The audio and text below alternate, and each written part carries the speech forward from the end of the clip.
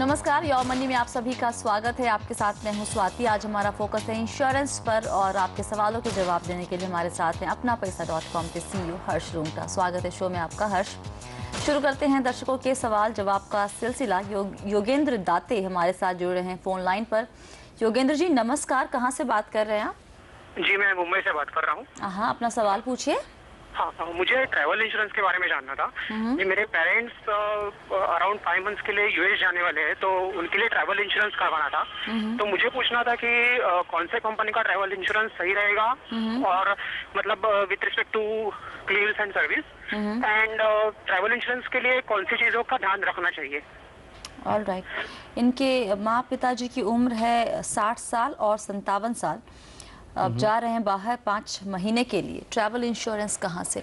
तो योगेंद्र जी, आपके जो मदर और फादर हैं उनको क्या कोई एग्जिस्टिंग कुछ भी प्रॉब्लम है? कुछ भी diabetes, blood pressure, any other problem, कुछ भी प्रॉब्लम है? मेरे पिताजी का एक्चुअली बाईपास हो चुका है, so is an heart patient. Okay. तो एक आप समझ लीजिए कि ट्रैवल इंश्योरेंस जब आप विदेश जाते हैं तो सबसे बड़ा उसमें जो कवरेज होता है वो है मेडिकल एक्सपेंसेस का, चाहे एक्सीडेंट के वजह से हो चाहे बीमारी के वजह से हो। और हर ट्रैवल इंश्योरेंस पॉलिसी में जो एग्जिस्टिंग डिजीजेज है वो कवर नहीं होगी, चाहे आप किसी से भी ले लीजिए। तो एक तो अगर जैसे आप कह रहे हैं कि आपके पिताजी हार्ट पेशेंट हैं, तो पहले तो आप अपने डॉक्टर से सलाह कीजिए, क्योंकि अगर वो कॉम्प्लिकेशन उनको वहाँ जाकर यूएस में होगा तो कोई भी इंश्योरेंस कंपनी उसको कवर नहीं करेगी और वहाँ पर जो मेडिकल एक्सपेंसेस हैं वो बहुत महंगे हैं। तो ये आप पहले से समझ कर जाइएगा। हालांकि लोम्बार्ड में एक प्रोविज़न है कि अगर कोई लाइफ थ्रेटनिंग सिचुएशन है, प्री एग्जिस्टिंग डिजीज़ है, लेकिन अगर कोई लाइफ थ्रेटनिंग सिचुएशन है या कोई अक्यूट पेन है, उसको सॉल्व करने के लिए अगर कोई मेडिकल एक्सपेंसेस इनकर होते हैं तो वो कवर्ड होते हैं, लेकिन वो भी अगर आपने प्री एग्जिस्टिंग डिजीज को डिक्लेयर किया हो। तो जब से भी आप लें पॉलिसी, आप डिक्लेयर करके जरूर लीजिएगा। उसके बाद of course the major thing is, आप ये देखिए कि जो भी इंश्योरेंस कंपनी से आप ले रहे हैं उसका वहाँ पे एक 1-800 नंबर होना चाहिए, ताकि आपको भागा दौड़ी नहीं करनी पड़े। एक टीपीए यूएस में ही होना चाहिए, न कि आपको वहाँ से बम्बई या इंडिया फ़ोन करना पड़े। तो I think medical should be your सबसे बड़ा रीज़न जिसके लिए आप पॉलिसी चूज़ करेंगे। और 5 महीने के लिए जा रहे हैं, महंगी पॉलिसी मिलेगी। आप ये ध्यान रखिए, यूएस में मेडिकल एक्सपेंसेस बहुत ही हैवी होती। उसके बाद आप देख सकते हैं बैगेज लॉस के लिए होता है, या फिर आपकी अगर कोई कनेक्टिंग फ़्लाइट मिस हो गई उसके लिए होता है, पासपोर्ट लॉस के लिए होता है, फिर और कई कवरेजेस आपको मिल सकती हैं। लेकिन सबसे इम्पोर्टेंट कवरेज मेडिकल कॉस्ट्स की कवरेज है। हर्ष, ऐसा हो सकता है क्या जो बहुत ज़्यादा फ्रीक्वेंटली ट्रैवल करते हैं, बाहर जाते हैं, वो एक ट्रैवल इंश्योरेंस ले लें और वो 5 साल के लिए कवर दे, या फिर वो लाइफ लॉन्ग आप उसको रिन्यू करते रहें, या फिर हमेशा नया पॉलिसी या नया इंश्योरेंस ही लेना पड़ेगा? तो आप अगर फ्रीक्वेंट ट्रैवलर हैं ओवरसीज, तो आपको एस्टिमेट करना पड़ेगा कि मैं कितने दिन बाहर रहूंगा। आपको ईयर लॉन्ग पॉलिसी मिल जाएगा, लेकिन रिन्यू तो आपको हर साल करना पड़ेगा। लाइफ लॉन्ग पॉलिसी तो मेरे ख्याल से कोई नहीं देगा आपको। ऑलराइट, चलिए अगला सवाल लेते हैं। हेमंत कुमार राय वाराणसी से हमारे साथ जुड़ रहे हैं। राय साहब नमस्कार, क्या सवाल है आपका? सुबह तो पहले से ही चल रहा था राजीव खन्ना जी का। जी राजीव खन्ना जी। राय जी, आपको आवाज आ रही है हमारी? यस सर, आप सवाल पूछना चाहते हैं इंश्योरेंस से कुछ जुड़ा हुआ, क्या सवाल है आपका? हेलो।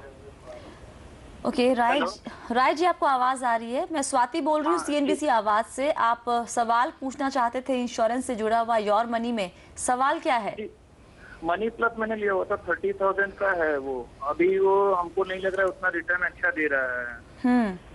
6 साल मैंने प्रीमियम दिया है, 180 मैंने शायद प्रीमियम दिया, लेकिन बढ़ने के बाद भी वो 181 हो गया है। अच्छा, कुछ ग्रोथ नहीं लग रहा है, तो मैं उसे कंटिन्यू करूं या छोड़ दूं? बल्कि दूसरी चीज मुझे पूछना था कि मैं अपने लिए हेल्थ इंश्योरेंस पॉलिसी कौन सी लूं जिसमें कि मुझे कैशलेस हो और मैक्सिमम चीजें कवर्ड हो। अभी तक तो मेरी हेल्थ कंडीशन एक्सीलेंट है। आप सिर्फ अपने लिए चाहते हैं पॉलिसी लेना या पूरे परिवार के लिए मेडिकल इंश्योरेंस? अगर पूरे फैमिली का हो जाए तो ठीक है, क्योंकि अभी फैमिली में क्या है कि मेरे पेरेंट्स हैं और मैं हूँ, पेरेंट्स 50+ हैं, तो क्या वो भी कवर हो सकते हैं? नहीं हो सकते तो सिर्फ मेरे लिए क्या होगी बेस्ट पॉलिसी? ऑलराइट, 2 सवाल है इनके पास। वैसे LIC की 3 पॉलिसी है हर्ष। एक LIC मनी प्लस जिससे वो खुश नहीं है, जीवन सरल भी है, और बीमा गोल्ड भी इनके पास है। अच्छा खासा प्रीमियम तीनों में भर रहे हैं, लेकिन सबसे ज्यादा I think LIC money plus में ही दे रहे हैं प्रीमियम, और वहाँ तो रिटर्न अच्छा नहीं है। हाँ, यूलिप पॉलिसी है। अगर हम 3 साल का रिटर्न देखें और 1 साल का रिटर्न देखें और उसको उसके इंडेक्स से कंपेयर करें, तो इनका रिटर्न इंडेक्स के मुकाबले बहुत ही कम है। अगर कोई सिमिलर म्यूचुअल फंड से भी कंपेयर करें तो भी काफ़ी कम है। अब इनके 5 साल उस पॉलिसी में हो चुके हैं, सरेंडर चार्जेस नहीं है, तो अब यही एडवाइस है कि देयर इज़ नो पॉइंट उससे कंटिन्यू करने का। पैसा आप निकाल लीजिए, कोई भी उसका टैक्स इम्प्लीकेशन भी नहीं है फिलहाल। आप उसको निकाल के एक दूसरी जगह इन्वेस्ट करिए जहाँ पे आपको रिटर्न अच्छा मिले। एटलीस्ट नेगेटिव रिटर्न नहीं है तो आप निकल लीजिए। हाँ, मैं अज्यूम कर रहा हूँ कि इक्विटी में डाला है इन्होंने, और चूंकि इतना लो रिटर्न है तो इक्विटी में ही आया होगा। अगर डेट वगैरह में होता तो इतना लो रिटर्न नहीं होता। जहां तक जो दूसरी पॉलिसीज है, बीमा गोल्ड और सरल, ये दोनों ही ट्रेडिशनल पॉलिसीज हैं। वो उसमें 5, 5.5, 6% रिटर्न छूटता है। उसमें से एक सरल पॉलिसी इन्होंने सिर्फ पिछले साल ली है, बाकी हाँ, तो वो उसको तो कंटिन्यू करना मेरे ख्याल से कोई फायदा कुछ नहीं मिलेगा इनको। Surrender value will be 0, but मेरे हिसाब से उसको कंटिन्यू नहीं करना चाहिए। बीमा गोल्ड काफी पुरानी पॉलिसी है, अब उसको कंटिन्यू करने, उसको डेट माने, उससे जो भी रिटर्न आएगा, शायद 11 या 12 साल पुरानी है, तो अब उससे जो भी रिटर्न आएगा उसको डेट इन्वेस्टमेंट माने, क्योंकि सरेंडर वैल्यू लो है। फ्यूचर के प्रीमियम उसमें सरेंडर वैल्यू में जोड़कर जो एक प्रोस्पेक्टिव मैच्योरिटी वैल्यू बनती है, उसका IRR ठीक बैठ रहा है 8, 8.5 के आसपास, तो उसको कंटिन्यू कर सकते हैं और उसको अपने पोर्टफोलियो में डेट का मान लें। तो ये हो गया इनका। ये भी देखना होगा हर्ष कि इनके पोर्टफोलियो में और कुछ है कि नहीं। राय जी, आपके पोर्टफोलियो में कुछ और भी निवेश है कहीं, मतलब इन पॉलिसीज के अलावा? जी, PPF में है। हाँ जी, PPF में है। PPF में है। इसके अलावा कहीं और आपने म्यूचुअल फंड या किसी और जगह पे निवेश नहीं किया है? नहीं। ऑलराइट। और कोई टर्म प्लान वगैरह लिया है कि वो भी नहीं अभी? जी, कोई टर्म प्लान, कोई जो कहते हैं ना बेसिक इंश्योरेंस कवर है, अभी आपने लिया है? नहीं, और कुछ नहीं लिया। तो मेरे ख्याल से बेसिक टर्म कवर आपको लेना चाहिए, क्योंकि आपके शायद पेरेंट्स आप पर डिपेंडेंट हैं, तो बिल्कुल आपको लेना चाहिए। इंश्योरेंस जो लाइफ टर्म इंश्योरेंस कवर है उस पर बिल्कुल भी कॉम्प्रोमाइज़ मत करिए, इनफ टर्म कवर लीजिए। और ये जो पैसा आप निकलवाएंगे जो मनी प्लस से, उसको इक्विटी में ही रखिए, और mutual funds is a fairly बढ़िया जरिया है इक्विटी में एक आम आदमी के लिए इन्वेस्ट करने के लिए। और quickly Harsh, health insurance, so health insurance चाहे आप अपने लिए लें चाहे अपने पेरेंट्स के लिए लें, हमारी राय में हमेशा इंडिविजुअल लेना चाहिए। उसके कई फ़ायदे हैं, हम इस प्रोग्राम में कई बार पहले भी बता चुके हैं। पॉलिसी ऐसी लें जिसमें रिन्यूएबिलिटी लाइफ टाइम होनी चाहिए। रूम रेंट की कोई सब लिमिट नहीं होनी चाहिए, बहुत ही डेंजरस होती है रूम रेंट की सब लिमिट। बाकी बाद में और कई चीज़ें हो सकती है, कोपे वगैरह। अगर आपकी हेल्थ अच्छी है तो मैं रिकमेंड करूंगा कि आप अपोलो म्यूनिक की जो ऑप्टिमा पॉलिसी है वो आप लें, 3 लाख की इंडिविजुअली अपने लिए और अपने पेरेंट्स के लिए, और फिर 5-5 लाख के उसके ऊपर आप टॉपअप ले सकते हैं उन्हीं का। ये अगर आपकी हेल्थ अच्छी है तो आपको मिल जाएंगे, नहीं मिलेंगे तो फिर आपको दूसरा विकल्प देखना होगा। चलिए, वक्त है यहाँ पर एक छोटे से ब्रेक का। ब्रेक के बाद कुछ और सवाल लेंगे, जवाब देने की कोशिश हम जरूर करेंगे। आप बने रहिए योर मनी के साथ।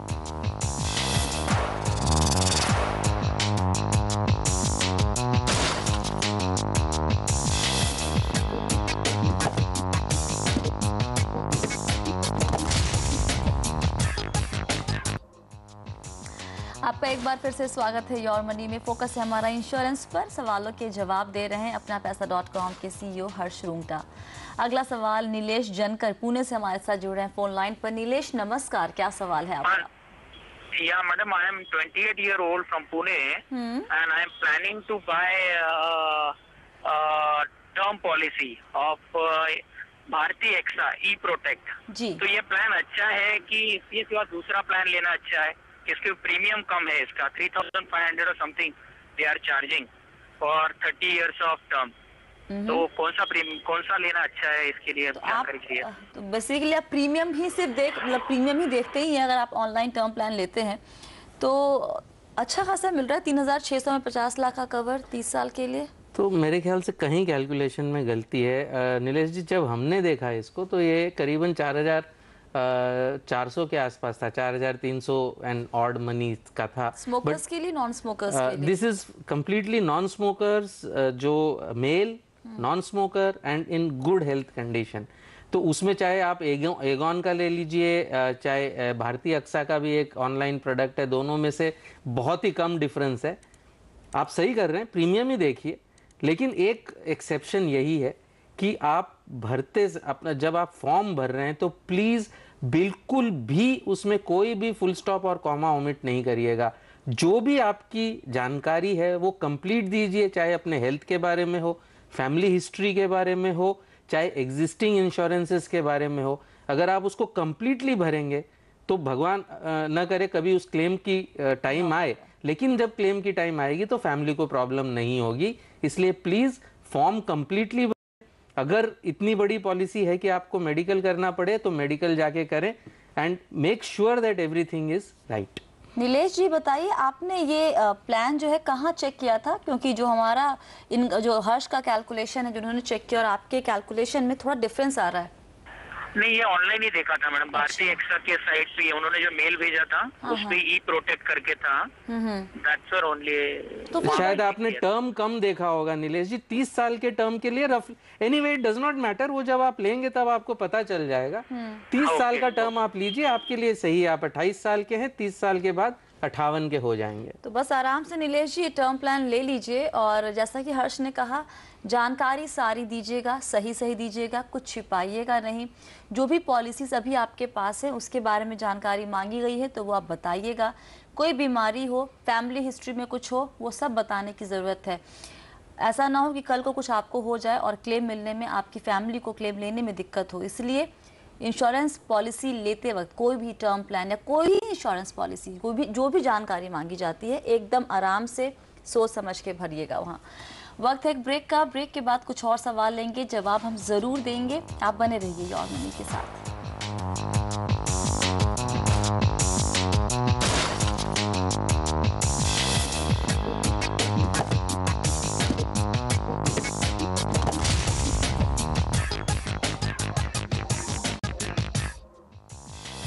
योर मनी में आपका एक बार फिर से स्वागत है। फोकस है हमारा इंश्योरेंस पर और सवालों के जवाब दे रहे हैं हर्ष रूंगटा। अगला सवाल विशाल खामगांव से हमारे साथ जुड़ रहे हैं। विशाल जी नमस्कार, क्या सवाल है आपका? हाँ मैम, मैंने अविवा के लिए अप्लाई किया टर्म इंश्योरेंस के लिए। तो उन्होंने मुझे मतलब 50 लाख के लिए मैंने अप्लाई किया था। लेकिन मेरे मतलब प्रॉब्लम नहीं थी कि मैंने 2 लाख का मेरा मतलब पर ईयर का इनकम है। अच्छा। तो मुझे प्लान मिल जाएगा। और दूसरी का क्वेश्चन था कि उसमें एड्रेस में जो है इंक्लूडेड सिटी में मेरी सिटी आती नहीं है।